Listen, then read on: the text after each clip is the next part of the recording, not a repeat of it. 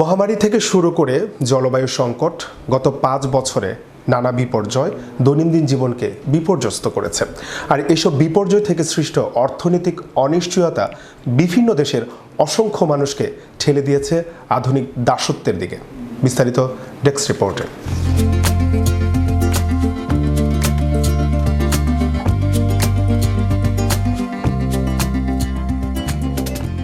সাম্প্রতিক এক গবেষণায় বলা হয়েছে, করোনা মহামারীর সশস্ত্র সংঘাত এবং জলবায়ু সংকট কর্মসংস্থান ও শিক্ষার অভূতপূর্ব ব্যাঘাত সৃষ্টি করেছে, যার ফলে দারিদ্র্য, অনিরাপদ অভিবাসন এবং লিঙ্গভিত্তিক সহিংসতা বৃদ্ধি পেয়েছে। এর সবই আধুনিক দাসত্বের ঝুঁকি সৃষ্টি করে।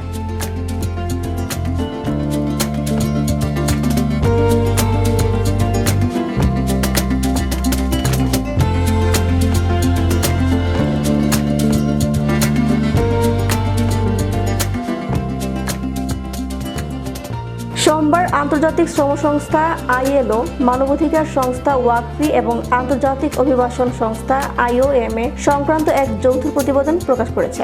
এতে বলা হয়, বিশ্বব্যাপী আনুমানিক 5 কোটি মানুষ বাধ্যতামূলক শ্রম কিংবা জোরপূর্বক বিয়ের শিকার হয়।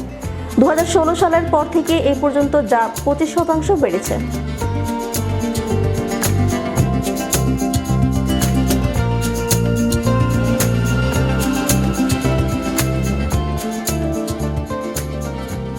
ILO, ওয়াকফি এবং IOM এর যৌথ প্রতিবেদনের তথ্য মতে 2021 সালের শেষ দিকে বিশ্বজুড়ে 2 কোটি 80 লাখ মানুষ বাধ্যতামূলক শ্রমে নিয়োজিত ছিলেন। এছাড়া ওই সময় 2 কোটি 20 লাখ মানুষ তাদের ইচ্ছার বিরুদ্ধে বিয়ে করতে বাধ্য হয়েছেন। বিশ্বের প্রতি 150 জনের মধ্যে প্রায় একজন আধুনিক দাসত্বের বেড়াজালে আটকা পড়েছেন।